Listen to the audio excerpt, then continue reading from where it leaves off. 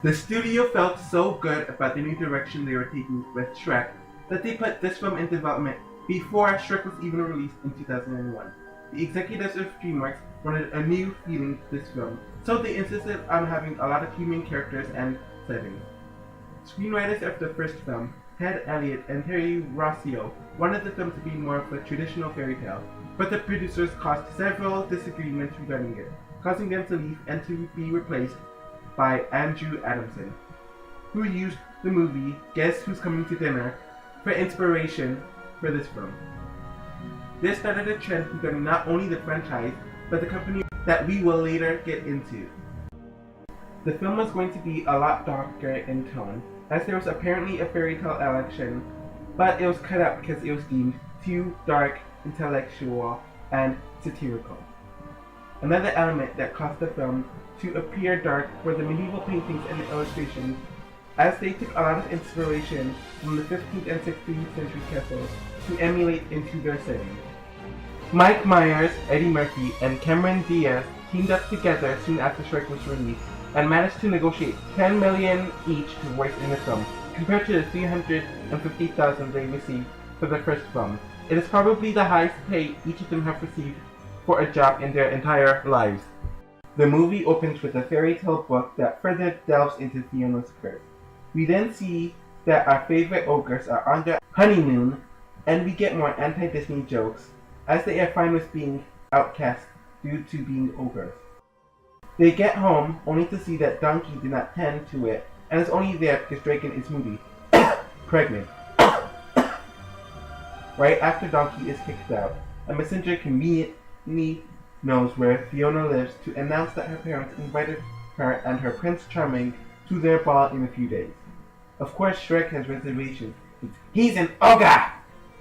After finally arriving to Hollywood, far, far away, they have dinner with Queen Lillian and King Harold, which goes disastrously, as Shrek and Harold argue over the typical bullcrap that these in-law movies always forces upon us.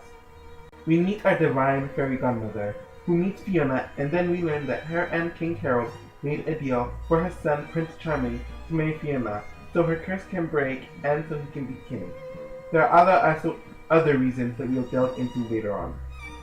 Shrek wants to make it up to Fiona after their argument the previous night, and is set up by Harold to be assassinated by Puss in Boots. The cat all of a sudden feels bad, and decides to help Shrek in his quest to give Fiona her happily ever after.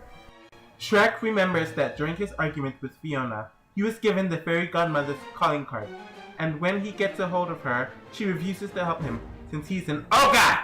The trio sneak into her not-so-chocolate factory, and we see Puss and Donkey bicker about who is more help to Shrek or not. Their dialogue is funny, but you can clearly tell that they had too many characters in this film that they didn't know how to fully utilize. The midpoint happens after they find the happily ever after potion, where Donkey and Shrek takes the potion to see what happens. They and Fiona pass out and turn into their good-looking species counterpart.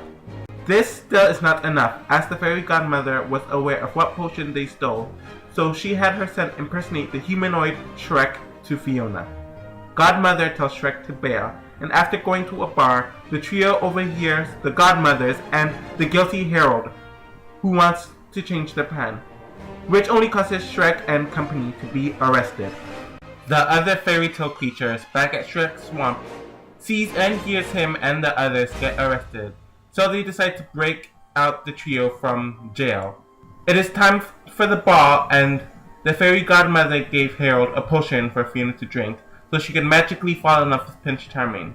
But right as they kiss, it's revealed that King Harold switched it, so she didn't end up falling for Prince Charming. A bunch of chaos ensues, the Charmings are defeated, and it is revealed that King Harold was the Frog Prince. Queen Lillian is fine with her husband being a frog. Fiona decides that she fell in love with an ogre, so they're going to be ogres. And dance sequence! A major pro for this film is that it is very well paced. It does have its slower moments, but if there is no need for a scene to be focused on for too long, they moved on very quickly. Overall, it had a very fast pace, which was very refreshing in comparison to its slow-paced predecessor. In animation, we almost never see a married couple as the central focus of a story in media in general.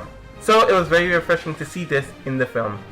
It showed that things are not perfect after the happily ever after wedding, and there are still trials and tribulations that take place, which needs to be carried through in animation more, as both people in the relationship and marriage need to put effort in to fix. The only other film I distinctly remember showing the message in animation is The Incredibles. Relationships are about give and take, and knowing when to sacrifice for the ones you love, which is important. The animation takes a massive upgrade in this film compared to Shrek. It is very clear that production went out of their way to make things bigger and grander. All of the settings and the character designs are so detailed and extravagant to look at, and you can tell that they were confident while making the film, which is not the case when the first film was being made. Another noticeable shift from the first film is that the character-centricness is a bit weaker in this one. Sure, Shrek's character plot is nice enough, though it is somewhat of a rehash from the first film, and it was nice to see a bunch of new, likable characters, but they did not know what to do with a lot of the older and the newer characters. Princess Fiona is reduced to the damsel in distress, Donkey is only used as a punching bag, and it seemed like they used a lot of formulas that the first film went out of their way to diss. It did slightly bother me to see the women being pushed back into the background compared to the men. Over the course of this series, almost every single film that has been released was either a disappointment or an outright flop financially. A year ago at this point, they had to make huge layoffs due to the horrible performance of Sinbad, Legend of the Seven Seas, and were debatably at their worst point to date. Shrek 2 completely changed the game, as it made over $900 million worldwide, and is still, to this date, DreamWorks' highest grossing film. The success just verified the decision they made in the previous year to stick with CGI. It was also critically praised, and many claimed that it was even better than the first film. It did well on award season, getting nominations, but it was mostly overshadowed by The Incredibles. Either way, this was the most attention the company received, and they were going to do anything to keep the overdue momentum going. It has been the goal to beat the rival Walt Disney Animation Studios since the company was started a decade ago, and they managed to do that once with Shrek, and a second time with its sequel. At this point, Walt Disney Animation Studios released their nadir in the form of Home on the Range, which was the worst critical and financial blow after several films. People were upset at the direction Disney went and wanted to find an alternative. In conclusion, Shrek 2 is a brilliant addition to the franchise, as it explored most of its characters and settings appropriately. It still contains a lot of the heart and charm from the first film, while still having some of the DreamWorks gold. As the franchise and DreamWorks animation continues, it becomes very apparent that this film started a lot of the flaws and stigmas that would plague animation regarding movies in general. And for that, I do hold some resentment towards this film. As for what I like to call the transitional era takes place, the formula that DreamWorks would be famous for took to form. Even the plots for the film seems like a modern circumstance instead of something that would actually fit and take place during the time Shrek takes place. Looking at this film though, you can tell that they invested the money they gained from Shrek to better use, and it looks amazing. The humor is a bit better in this film, though it's still not my cup of tea generally.